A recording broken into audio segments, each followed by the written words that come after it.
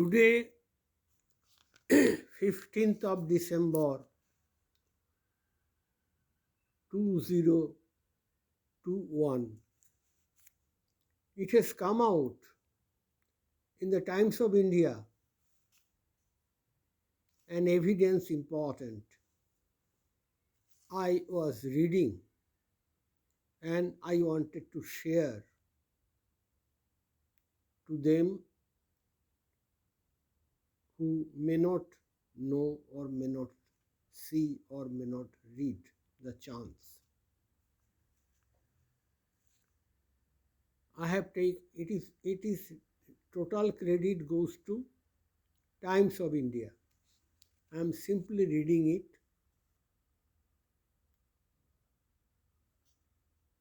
The name of the news item is When Indian Officers Rescued Pak General from a Lynch Mob. A.K. Roy, who passed away in 2004, was Joint Secretary in the bracket Pakistan, that means Pakistan desk, in the Ministry of External Affairs, and the key link man between Government of India and Bangladesh government in exile, Mukti Bahini, and the Indian Army. He was the only civilian present.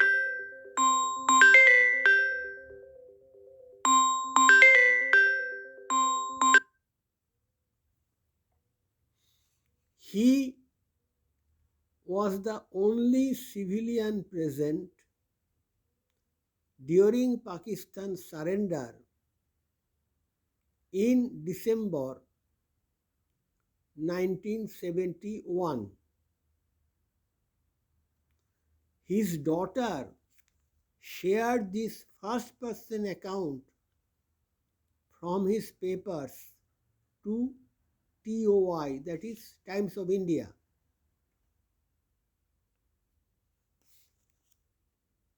The photo courtesy Reshmi Dasgupta. Now let me read the article. Around 1100 hours on December 16, 1971, the telephone on my desk in the makeshift office in Calcutta tinkled. Lieutenant General Jagjit Singh Arora was on the line. In a voice through which peeped his barely concealed glee, he asked me if I was ready to travel. On my positive response, he said, "Then put on a new suit and meet me at Dum at 2 p.m. You mean it is Pakka? Yes, it is. It will be at 1600 hours. What about clearance from Delhi about me? Chief will be speaking with your secretary. Okay, then I will see you at 1400 hour. Like a good civil servant, I rang up Secretary S.K. Banerjee in the Ministry of External Affairs, MEA. He said, go ahead. A few words of instructions to my officers, and I was prepared to leave wearing my old Sears Roebuck suit.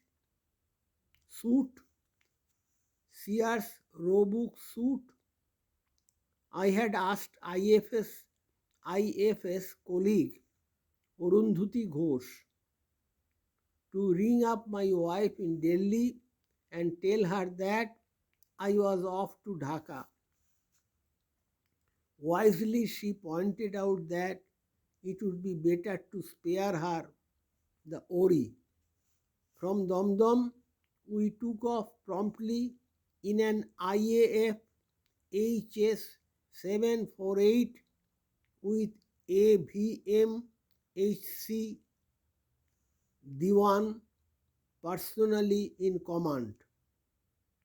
The flight was uneventful, although there was no certainty that a trigger-happy Pakistani AK gunner would not fire a couple of shells. The sight of the enormous expanse of the Podda south of Narayanganj drew gasps of surprise from those who had not seen it before.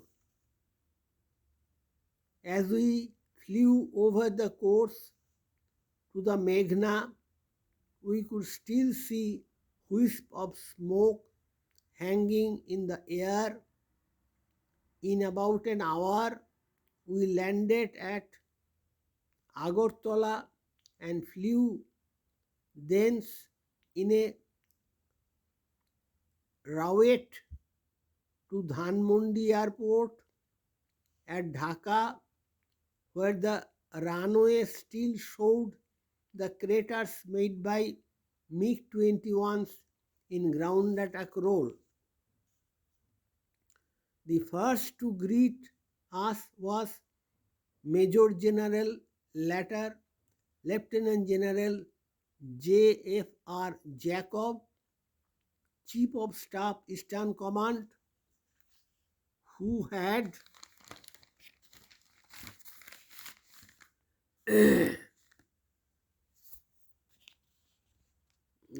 Chief of Eastern Command, who had flown in March earlier. I was glad to see Major General Gandharva Nagra, my course mate at NDC, National Defence College. Then came Lieutenant General A.A.K. Niazi, commander of the Pakistani forces, in a crispy pressed uniform and reeking of perfume. We got into his car and drove to the Ramna Maidan, where a simple table and a few chairs were placed. Aurora carried the bound document of the instrument of surrender.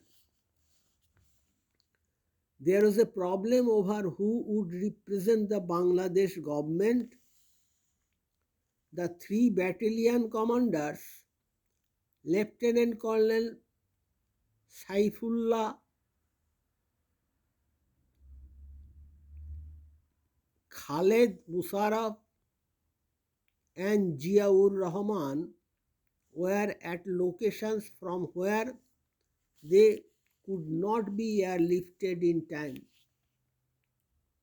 So the choice fell on the only armed forces officer available at Mujibnagar, Group Captain A.K. Khondokar, the chief of the newly formed BAF, that is Bangladesh Air Force. His uniform was not ready, so he flew with us in Mufti. At the Maidan, there were just about 300 of our troops. In the bracket, Pakistani forces at Dhaka numbered approximately 3,000, and there were perhaps a couple of thousand spectators not quite sure about what they were going to see. Niaji signed the instrument, put down his sidearm, took off his sambrown and belt, and broke into tears. This was the man about whom an American female journalist had written from Karachi. When Tiger Niaji's tanks roll, the Indians will run for their lives.